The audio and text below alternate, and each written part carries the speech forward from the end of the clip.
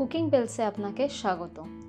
সামুদ্রিক মাছের স্বাদ অনেকটাই আলাদা, তাই বাঙালি সমুদ্রের পাড়ে গেলে মাছ বাদে অন্য কিছুই খেতে খুব একটা পছন্দ করে না। চিংড়ি হোক বা কাঁকড়া অথবা পমফ্রেট, কোনো না কোনো একটা মাছ থাকবেই খাবারের সাথে। তবে অনেক চেষ্টা করেও বাড়িতে সমুদ্রের পাড়ে সেই স্বাদ আসে না, তাই আজকের পর্বে আমরা সেই স্বাদের পমফ্রেটের ঝাল বানানোর চেষ্টা করব। পমফ্রেটগুলোকে হালকা করে দুদিকে চিড়ে নেব, তারপর তাতে নুন হলুদ ভালো করে মাখিয়ে সরিয়ে রাখবো।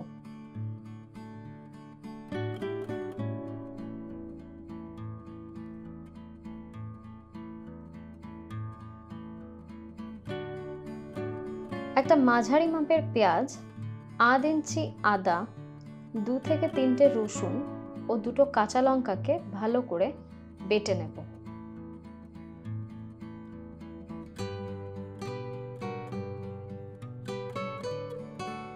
কড়াইয়ে 2 টেবিল স্পুন সর্ষের তেল গরম করে তাতে নুন দিয়ে মাছগুলোকে ভালো করে ভেজে নেব। সামুদ্রিক মাছের একটা গন্ধ হয়, হালকা করে ভাজলে তা থেকে যেতে পারে, খেতে অনেকেরই অসুবিধা হতে পারে, তাই মাছগুলোকে ভালো করে কড়া করে ভাজবো। মাছগুলোকে ভেজে তুলে নেব একটা প্লেটে।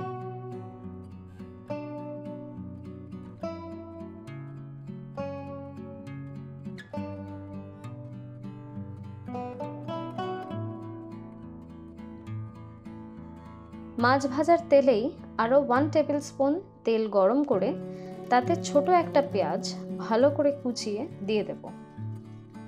ভালো করে পেঁয়াজটাকে নুন দিয়ে মিশিয়ে হালকা বাদামি হওয়া অবধি ঢাকা দিয়ে রান্না করব। পেঁয়াজটা হালকা বাদামি হয়ে আসলে তাতে বাটা মশলাটা দিয়ে দেব।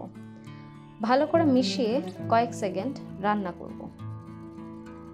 তারপর তাতে নুন, 8 চা চামচ হলুদ গুঁড়ো, 1 চা চামচ জিরে গুঁড়ো, 2 চামচ লঙ্কা গুঁড়ো দিয়ে ভালো করে মিশিয়ে রান্না করব।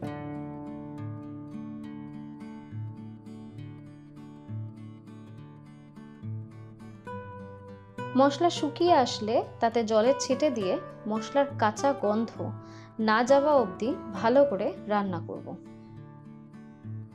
মশলা থেকে তেল ছাড়তে শুরু করলে তাতে 1/2 কাপ থেকে 1 কাপ হালকা গরম জল দিয়ে ফুটে উঠলে তাতে সাবধানে মাছগুলোকে দিয়ে দেব।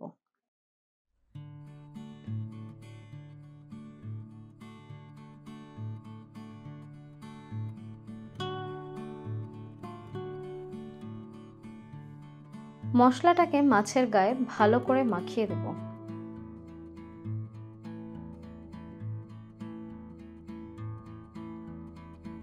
কিছুক্ষণ ফোটার পর তাতে ধনেপাতা ও কাঁচা লঙ্কা দিয়ে নামিয়ে নেব। পমফ্রেট ঝাল পরিবেশনের জন্য তৈরি।